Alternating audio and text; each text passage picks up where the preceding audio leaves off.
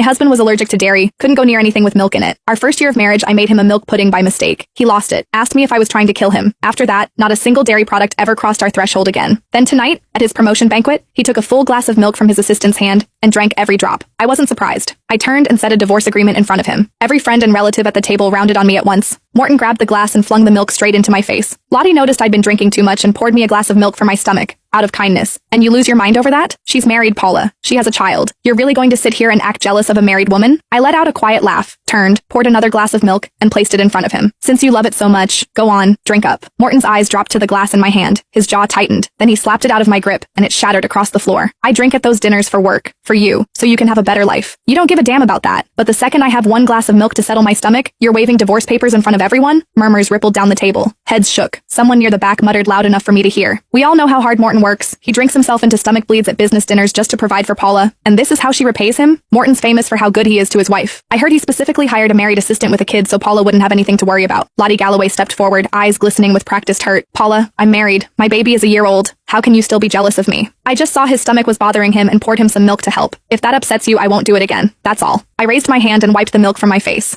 The sour sweet smell punched into my nose and my stomach rolled. I slapped the divorce papers flat on the table. Once we're divorced, you can pour him milk any way you want. It'll be none of my business. When Morton saw I meant it, he snatched the papers from my hands, ripped them down the middle, and threw the halves on the floor, his face dark with fury. I'm not agreeing to a divorce. This is all because I drank a glass of milk Lottie poured? Fine. I won't touch anything she gives me ever again. Happy now? Today is my promotion banquet. Do you have to keep going until you've wrecked it for everyone?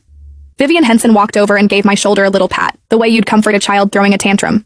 Paula, sweetie, you're a housewife. You need to know when enough is enough. If you actually go through with this, you'll never find another man half as good as my brother. Not if you searched for the rest of your life. My mother-in-law fixed me with a cold glare. You've been married to Morton for 3 years. He won't even let you set foot in the kitchen. Every morning he gets up early to cook your breakfast before work. Every night he comes straight home and makes you 3 dishes and a soup. He won't even let you wash a single pair of his socks. You're his wife, and while he's out there wrecking his health for his career at those dinner tables, you don't bat an eye. But the second his assistant pours him 1 glass of milk, you throw a fit about divorce? Are you even human? Her words landed, and I felt every gaze in the room settle on me like a weight, open, undisguised contempt. I looked down at the milk stains still drying on my clothes, and the backs of my eyes burned. In everyone's mind, landing Morton Henson was the luckiest thing that had ever happened to me. The man every wife wished she'd married. 3 years of marriage and he'd handled nearly every chore, kept me sheltered like a hothouse flower. And the whole time, this so-called perfect husband was making my life a joke. My gaze hardened. I pulled up the divorce appointment on my phone and sent it to Morton. Whether you agree or not, I'm ending this marriage. Tomorrow morning, 10 o'clock, the courthouse. Show up, or I file for divorce through the courts. Morton froze for a beat, then softened his voice and reached for my hand, coaxing me the way you'd calm a child mid-tantrum. Come on, I know you're just jealous. You want me to prove I care. I promise. From now on, I won't drink anything anyone else pours for me. Only